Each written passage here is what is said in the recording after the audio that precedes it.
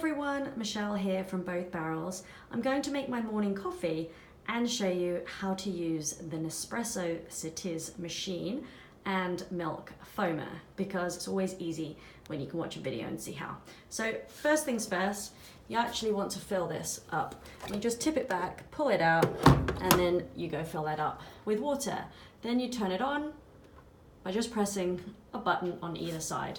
Now our cup's pretty big, so I lift that up, put the cup underneath, and when it stops flashing, that means it's ready to use.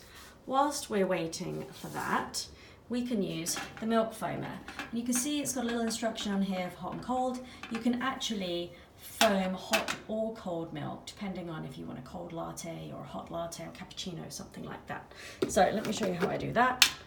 Pour in some milk. You can see it's got max levels in there.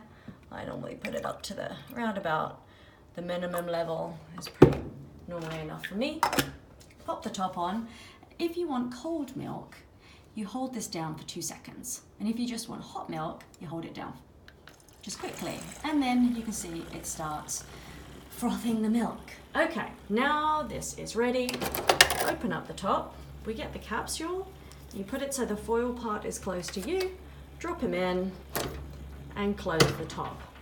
Now if it's hard to close the top, that means it's probably full and it needs emptying, which is super easy. Just pull this out, and you can throw it in the trash. All right, let's put this up here. You have a double or a single. You can see by the size of the cup. I always go with a double because why not? And then you just wait for it to do its thing. Because our cups are so big, I normally hit the double twice and then I put the frothy milk on top. I also love to put a little maple syrup and some cinnamon and raw cocoa powder on top as well. Of course, we've got the different syrups as well if you prefer to go with that.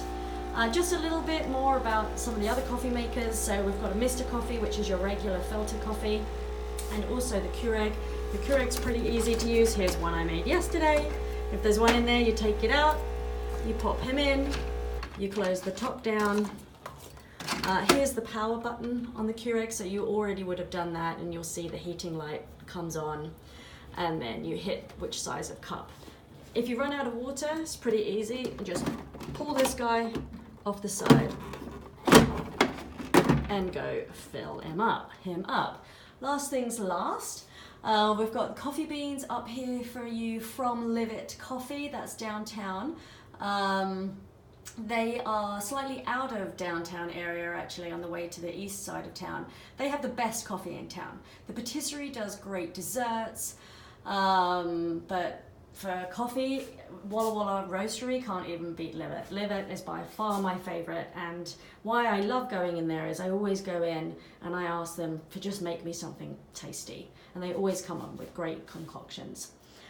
So you can take these beans, and then back here we have the grinder, and you can grind them up and put them in the Mr. Coffee maker.